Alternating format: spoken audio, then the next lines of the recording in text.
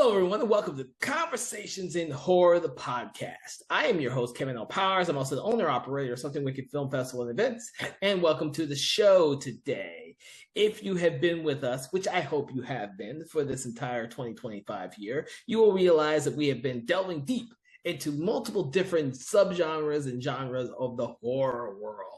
We've also been delving deep into different decades as well, because we want to give a much more broad look at all the different types of horror films that have been produced since the film arts have began, actually. About the only thing we haven't touched upon is the silent film yet, but never fear, we will probably get to one of those before the year is out. That being said, one of the genres that we've been trying to focus on a lot this year, that we've kind of delved deep into because we just didn't do many of them last year, if any, is the found footage genre. We know how diverse this genre is now, but when it did have a popular heyday, there was tons and tons of these films being produced, which is probably why they're not fondly remembered or looked upon today.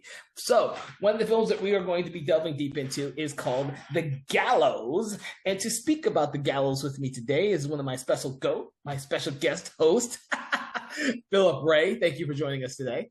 Special goat guest, yes. I'm pleasure to be back.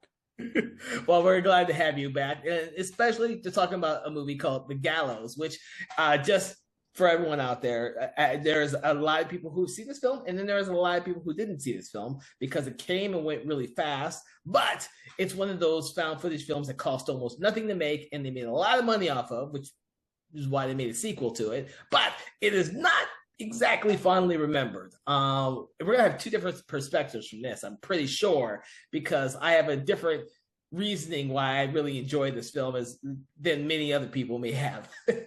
So, Philip, tell us all a little bit about your first impression of this movie when you first saw it, all that good stuff.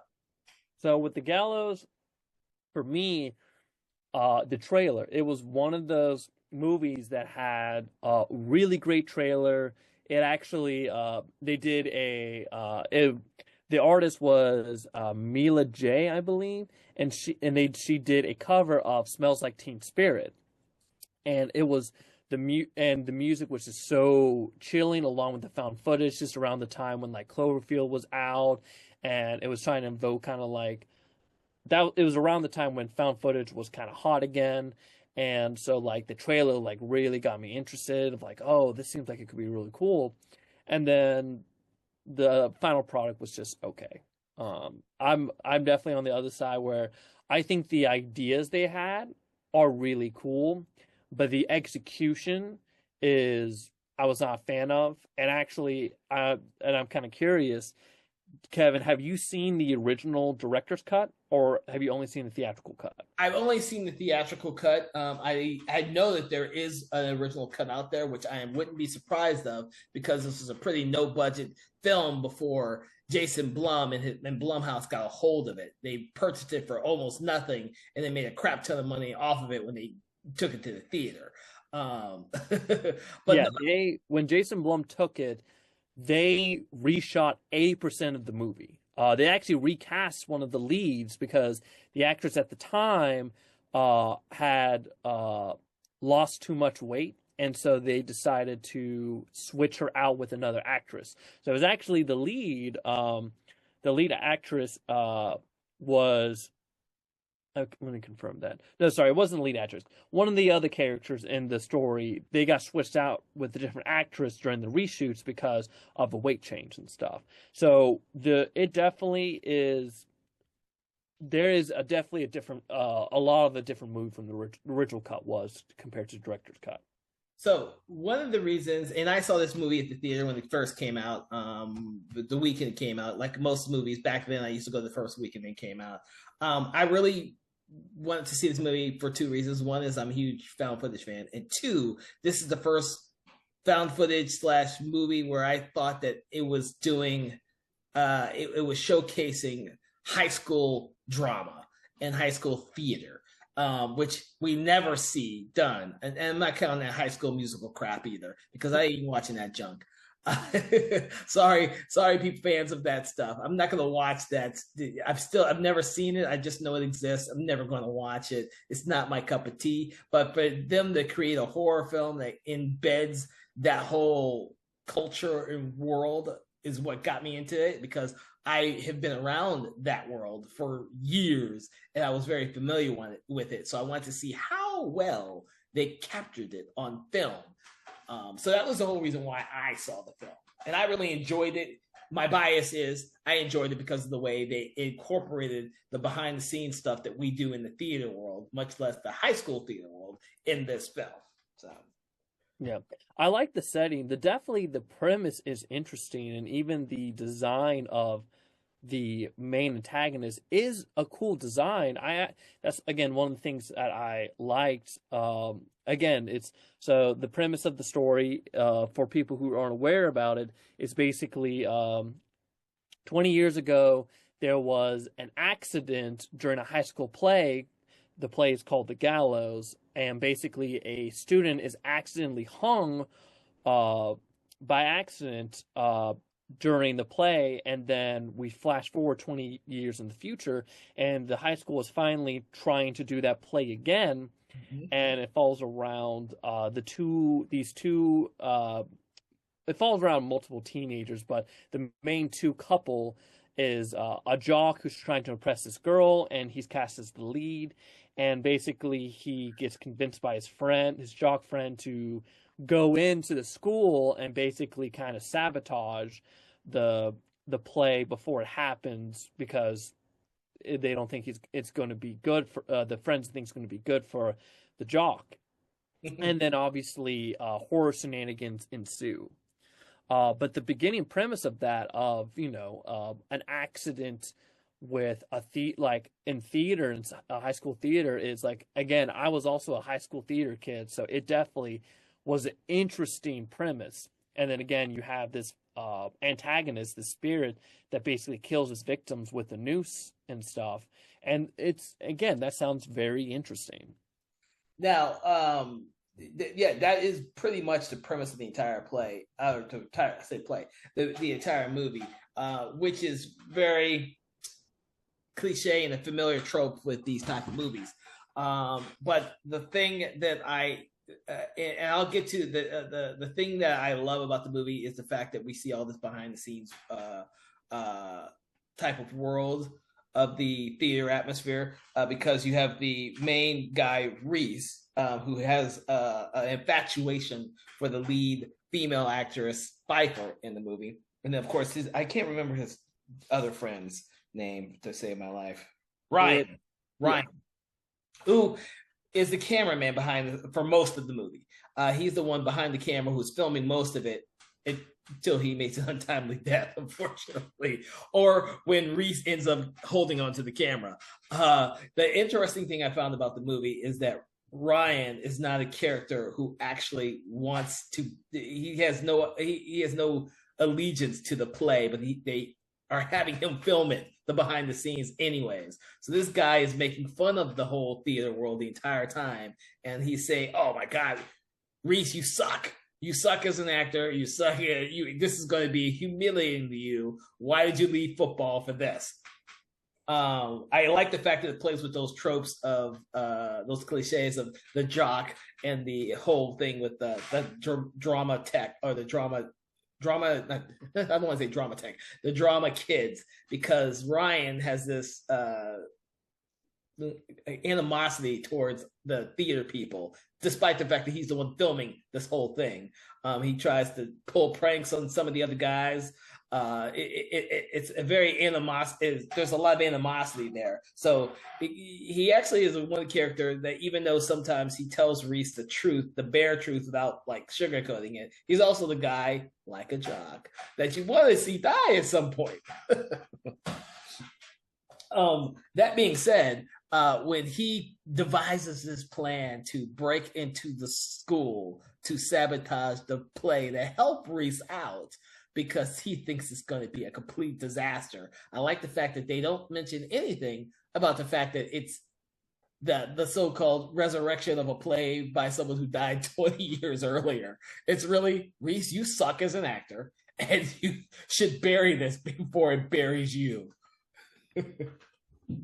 So those type of things I really, really enjoyed about the story.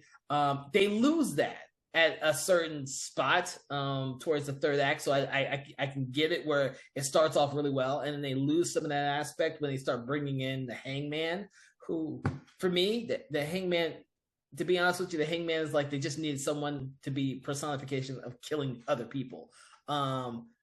Yeah, the problem with the story, in my opinion, is the third act. Once you there's reveals that are would have made the movie way more interesting if that was the start of it, and there's not really anything like there's a reveal about Reese, the main jock, his connection a little bit to the original play. There's a reveal with that is actually kind of interesting.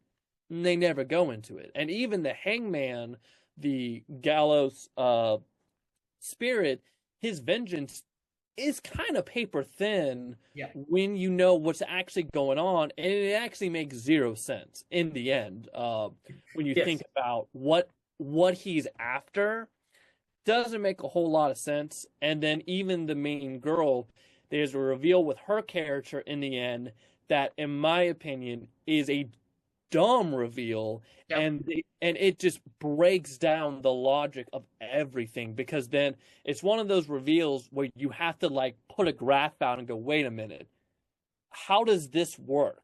Because then then that would have to happen, but also that doesn't happen, and also because that's one thing they changed in the director's cut is the timeline, is because in the theatrical cut it's 20 years. For the original director's cut, it was 25 years, which, because of the reveal at the end, helps a little bit explain a little more about that reveal versus the original timeline reveal, where you're like, wait, that makes zero sense. So we will talk about some of the reveals at the end, because I think if we don't, it will just ruin like our logic on talking about this. Because in the third act, it is revealed that Reese's father was the person who was supposed to originally be the person that was supposed to be hung in the play of the Gallows. And of course, that doesn't happen. And so Charlie, who was, I forget what he did beforehand, ended up stepping in as the. I think he was the understudy, which is understudy. He steps in to take his place, and he ends up dying at the Gallows. Now, there is no reason other than it being an accident for this whole thing. That's the thing is so that's why Charlie's after everyone, specifically Reese, is because of the fact that's like, oh, I shouldn't have died. It should have been your father. But that's, again, the problem with the story is like, but it wasn't. I saw a YouTube comment that I really loved. It's like, how dare you get sick? Is basically the logic at the end, is because you got sick, I died, and it makes the whole thing paper thin. If it was something where it's revealed that, like, let's say, Reese's dad wasn't sick and he just lied about it, or if he like sabotaged the situation that potentially accidentally caused Charlie to die, it would then the aggression would make sense.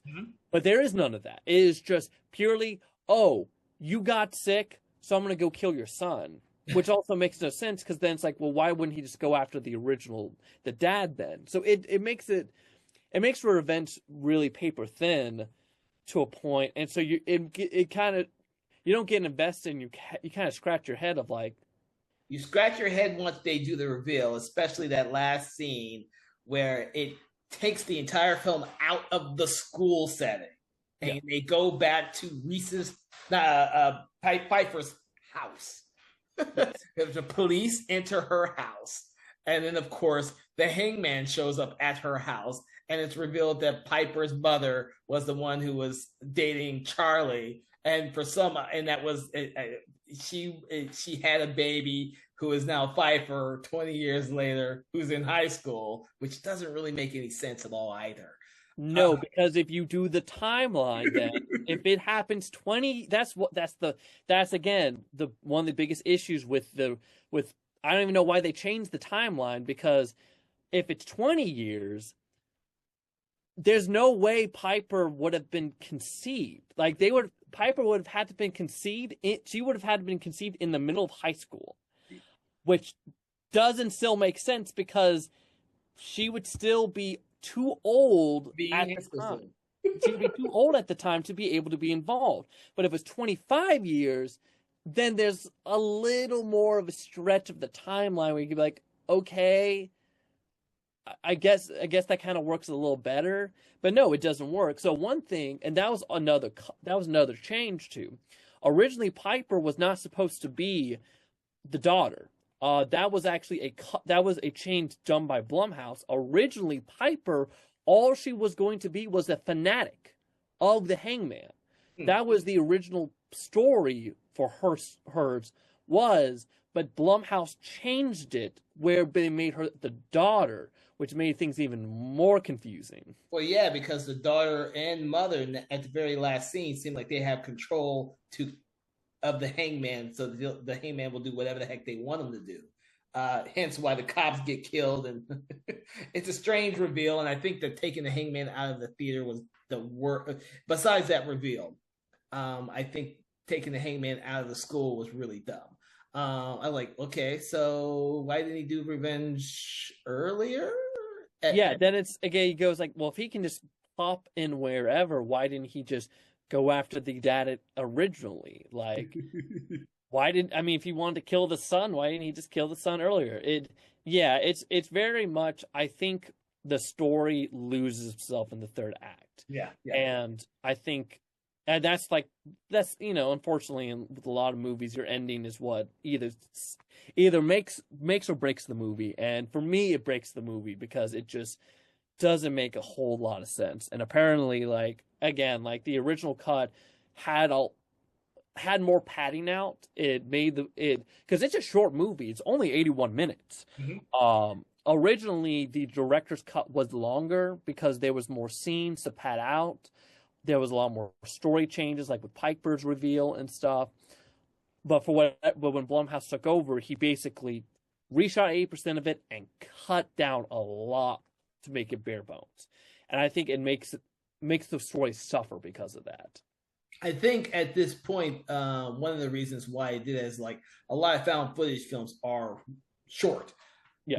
A lot of them don't even make it to 90 minutes. I'm not sure why that is, but a lot of them kind of get in, get out, and then just end abruptly. And this one tried to actually explain a lot more than needed to be explained. I mean, the original Paranormal Activity doesn't really explain a whole lot by the time you get to the end. It's the sequels that go through and kind of delve deeper into the mythology and stuff like that. But that first one, even though that was also changed at the very end as well, to give a shock ending. I'm sure that's one of the things that the movie needed to have is a shock ending after they watched it. But for the Gallows, I think the shock of Pfeiffer and Reese replaying the scene in the Gallows, and then Reese realizing that Pfeiffer is still playing the character right before he dies, and that's a good scene. I actually like the way that scene was done and stuff. But then it gets silly at the end because then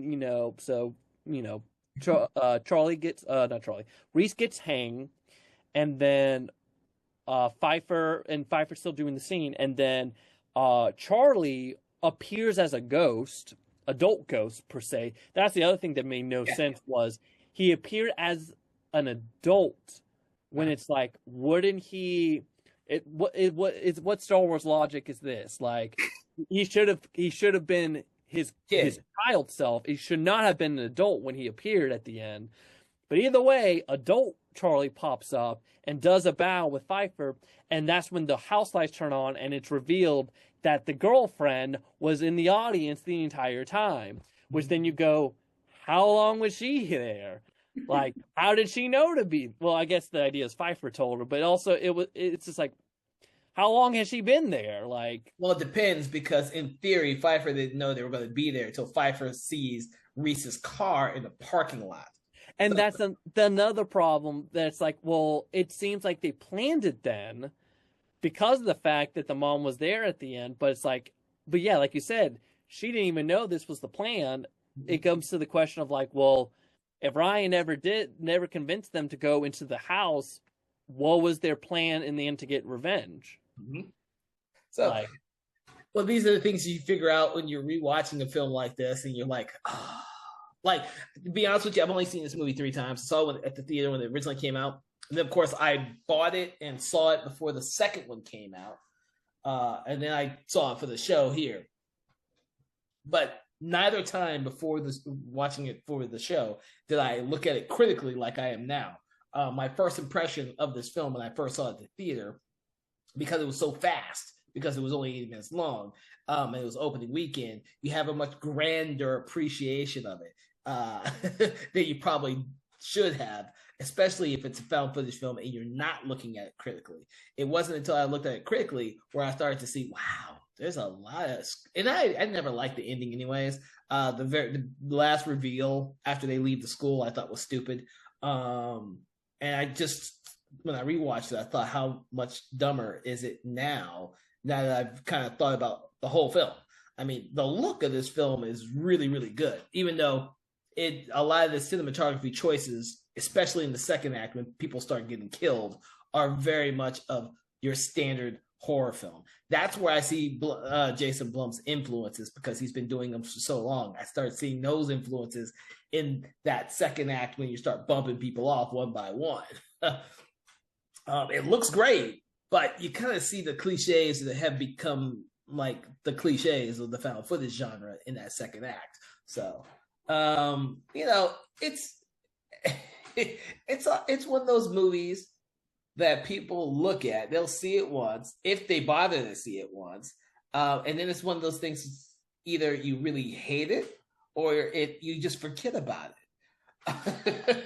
I think for this, it's a very forgettable, especially with the fact it has a sequel that didn't even go straight to theaters. It went straight to DVD, and it's funny because did you ever see the sequel? Yeah. The fact that the sequel just dropped the found footage part, they were just like, yeah, you know what? We're not even, which is funny because the concept they have for the second, it's like, that actually would have been interesting to see how they would have done that in a found footage setting. But they said, no, we're not even gonna do that. And yeah, so like the problem is like the Gallows is one of those movies that the trailers is probably the only thing it's going to be remembered for long term. Other than that, it's a very forgettable found footage horror movie. Well, I also think that because of the timing is why it made so much money, like you said. I mean, we hadn't gotten to the time at the box office where people were completely done with found footage films, which is why it made so much money. And the thing is, it didn't make a ton of money. To be honest with you, it made a ton of profit based on how much was put into it. That's where it became successful, and that's where why they produced the second one, probably for just as cheap, if not a little bit more. You got to remember, Jason Blum and Blumhouse at that time were not doing films at high budgets. They simply did films on really, really low budgets. And one of the guidelines for those really early films of his is a lot of the actors and key personnel got back in on the films unless they were acquisitions. The Gallows was an acquisition and not one he produced. So they got back in for how much the movie made a profit. That's how he was able to do so many films for so little amount of money. If it wasn't good enough, in his opinion, it would go straight to DVD or straight to video or POV. If it was good enough, then he'd give it to the theater. And, I'm assuming that the reason why the Gallows went to the theater is because it had a hook that he could sell. Not so much because it was good, but because it had a hook he could sell.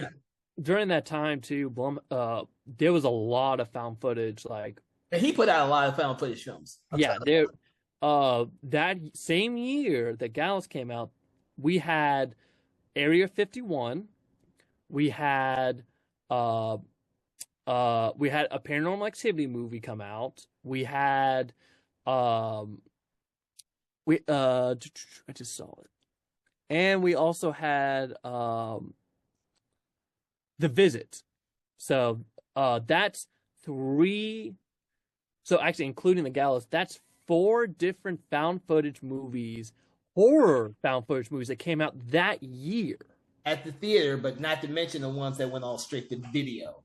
Yes, there's tons more that went straight to video, but that shows you, like, again, at that time, again, because the Paranormal Activity is what that really kicked it off. It was purely like, all right, especially for Blumhouse, like, all right, let's do these found footage. Because of the ones I've listed, 3 of them were produced by Blumhouse. Yes, there you go. Oh yeah, that's right. Because he also did The Visit. Area 51. Did he do Area 51? I can't. Remember. He did not. So actually, I said incorrectly. He did 2 of the 4. So he did Unfriended. He did. Oh yeah. And the Gallows. No, he did 3. Okay. Yeah, he did. So okay, yeah, he did 5 because he did Unfriended. He did Gallows, and he did The Visit. Mm-hmm. He didn't do Paranormal Activity, and he did not do Area 51. No, I think the other. But that's 5 big, like those. That's 5 like theatrical release found footage horror movies in 1 year. Yep. And Jason did 3 of them. He did more than half of it. Well, because the ratio for the production costs versus the profit is so huge on those. Even when they did what was it, Chronicle or even what was it, Cloverfield, maybe one of the more expensive ones, to be honest with you. Found footage films were, in theory, cheap to make. They were low budget movies that you could make. I mean, they weren't easy to accomplish, in my opinion. That's the problem, is they're like zombie movies. Everyone thinks you could do it because they think zombies are easy to make, but in reality, making a good one is really hard. Found footage is the same way. Making it's really easy. You go out there, you have shaky cam, it's found footage, blah, blah, blah, blah. But to have a story and actors who can execute it and make it seem like it's real is really hard. If anything, that is one of the things I do like about this film. Without the Hangman being in there, most of the actors in this film are genuinely good. It may be that the film is hampered in the third act, and I agree with you 100%. The third act is where everything starts to fall apart. Some of the stuff that's leading up to the third act is actually really good. The setup for the movie is really good. The some of the stuff somewhere in the second act, when they start killing off people, the only thing I don't like the Hangman. I do like the aspect that everyone is hung and their people, their bodies are dragged up into the rafters in the rail, because anyone who knows anything about the theater world, the rail system where we hang stuff from, it's really cool. It's just see the bodies get dragged up there, and then of course you have the scene that's in every slasher film where you see the characters walk by the bodies, all the dead bodies and stuff like that. I think that type of stuff is what Jason Blum brought into the film that made it seem like any other film. I would have liked to have seen what it would have been like the director's cut. I don't even think I would be hesitant to believe that the actual Hangman that was used in the film, the theatrical cut, was actually the type of Hangman that was used in the original version. That just seems like I need a cliche killer, and that's what he looked like. He looked like a cliche killer. Yeah. But that's one of the things about found footage movies. You have people who like them, you have people that loathe them, and then there's all the people out there who just are indifferent of them because they can't stand the motion sickness. But hey, it wasn't like Cloverfield where they had to put the motion sickness warnings. They didn't have to do it for this movie. Nah, because you know what? In the original cut, they probably did. But not this cut. Well, it's interesting because a lot of the, it's funny because like some of the shots are actually almost verbatim the same. It's just what Blumhouse did was he just made them brighter.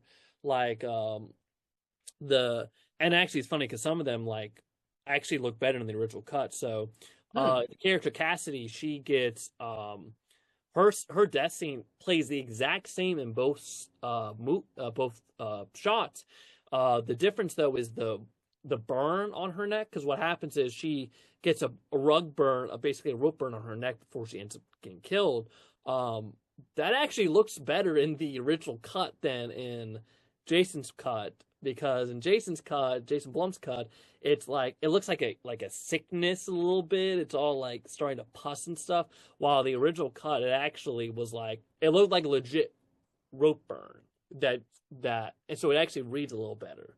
But the way that she dies and stuff plays the exact same. She sees the burn, and she's like, "Oh, what's going on?" She turns the camera up, turns the camera back down, and then the rope now is around her neck, and then she gets pulled off, pulled away, and dies and stuff. That's actually played verbatim the same. So Jason Blum actually didn't make up that death. It was already done. It's just he just improved the lighting. Now, is it the same director for both versions? Since I've never seen it yet. Yes, it's the same director. It's just actually no. Yeah, no, it is the same director. It's just they went and reshot a lot of things, and they basically made they basically made a lot of things more brighter, and then again they did a lot of cuts on the story. Interesting. Where can we watch the original director's cut? On the Blu-ray DVD. Blu-ray. They offer that on the settings. You can watch the original. I might have to look at my Blu-ray again, because I don't think I ever noticed that, or I just took it as being the same movie and never thought about it, because I did not know that they were that drastically different, to be honest with you. Yeah, it's the biggest changes they did was it's funny because one of the changes they did was the setting itself. The in the original cut, it's actually filmed in the director's hometown. They specifically mentioned the town, but in the Jason Blum's cut, they cut that out. They cut any mention about where this incident happened, and they left them more ambiguous about that. But a lot of it too is padding. They padded out. Well, when I say padding, it's more of they explored a lot more. Mm-hmm. There's just a lot more, like with the characters. There's a lot more of the character stuff where you expect to get cut, where it's like more deep dives into the characters' relationships with each other, more explanations of why. The biggest storyline change was, again, Pfeiffer's reveal. That was the biggest change that happened. I wouldn't be surprised. I was thinking about the camera guy's name, Ryan. I think it's Ryan. Ryan, since you see him by himself with the camera a lot more, as though he's someone who didn't really want to do this, but then when he is forced to do this behind the scenes stuff, he just kind of starts filming everything, because he films himself in his bedroom before I think his mom walks in home. And there's more deep dive into Ryan's backstory of why he does it, where it doesn't feel so like you said, why is he doing this? Like, it's kind of weird he's deciding to do this. As to his weird jock vibe, which is odd considering I think there's only a couple scenes where you actually see the football team in them. And you never get the sense that Reese was all that good of a football player, because he's not really a good actor either. Ryan, you can see as though he was just like another, high school football player, but Reese was supposed to be one of the best football players there, and he just quit for no reason to go do a drama play. It does seem odd, because he doesn't really come off as being like a really good jock. Well, yeah, no, and that's another thing they explore in the director's cut is there's more scenes explaining why Reese did the change and stuff. It's not as just superficial as, oh, I just wanted to do it for the girl. He had other reasons too that you get the explanation in the director's cut. But again, they wanted to make it shorter, so they ended up cutting stuff like that. Yeah, the character stuff is what people will go back to when they rewatch the film. If they decide to go rewatch the film. I don't know how many people are going to go back and rewatch The Gallows. As much as I enjoyed it the very first time I saw it, not diving deep into the film actually works in the film's favor.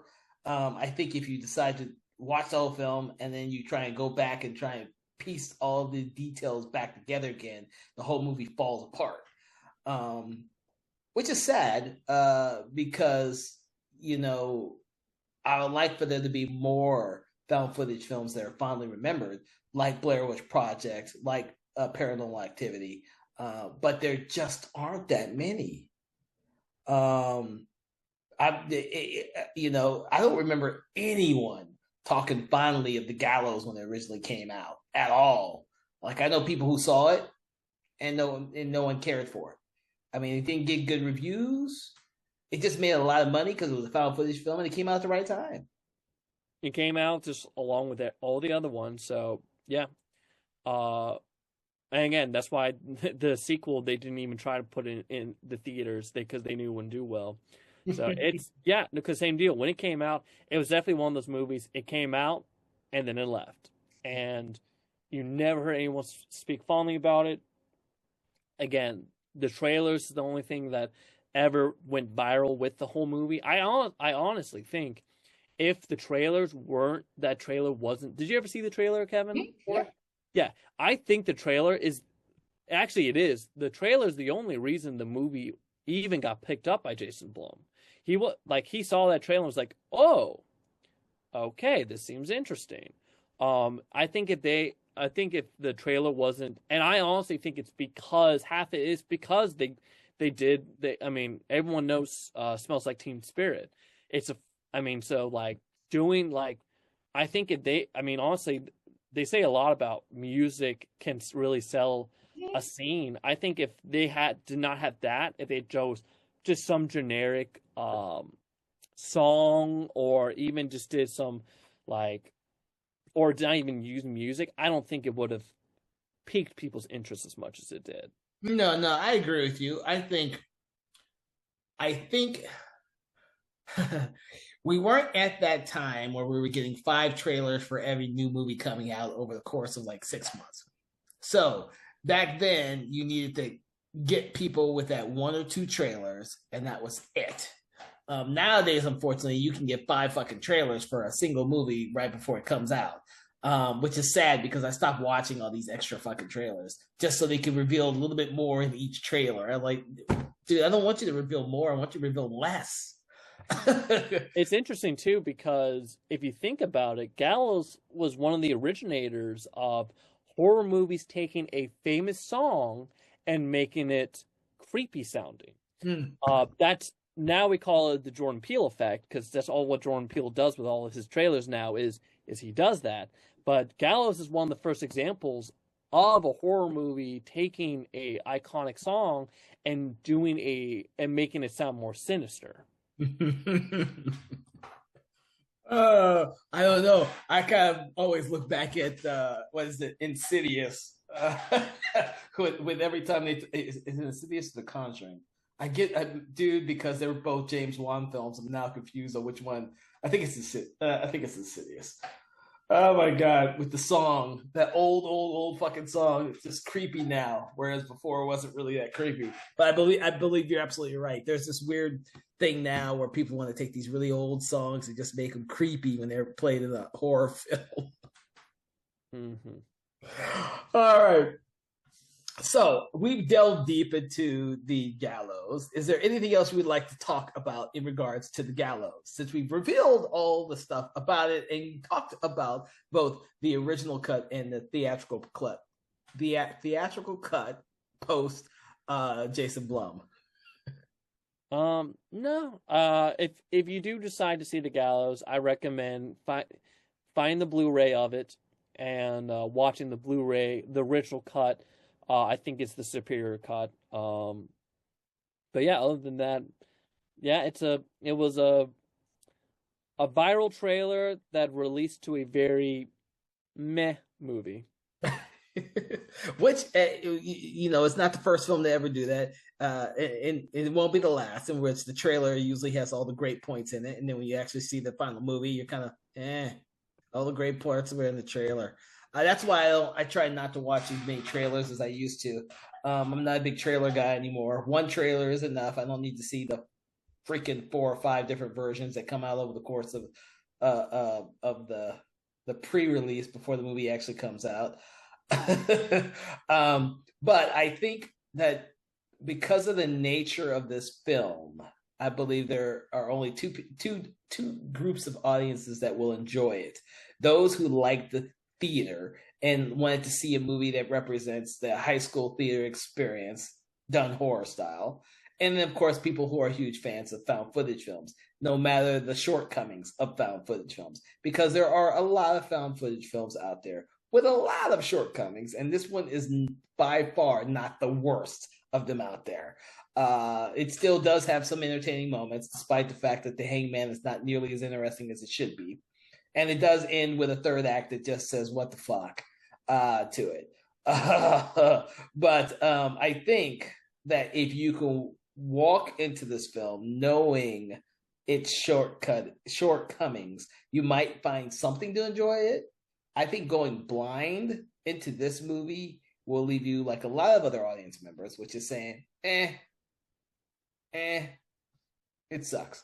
Those are my opinions, anyways. With that, we're going to go ahead and rate the film on a scale of 1 to 5, 1 being very bad, 5 being not so very bad. Where would you place this film? A 2. 2. So if I was giving my ratings for when I first saw the film, it would have been a 3, but now it is definitely a 2. Giving it a more critical eye and finally looking at the ending again and saying, the ending really does destroy most of the movie, has lowered its standings, but there are a ton of found footage films that are way lower than that on my scale.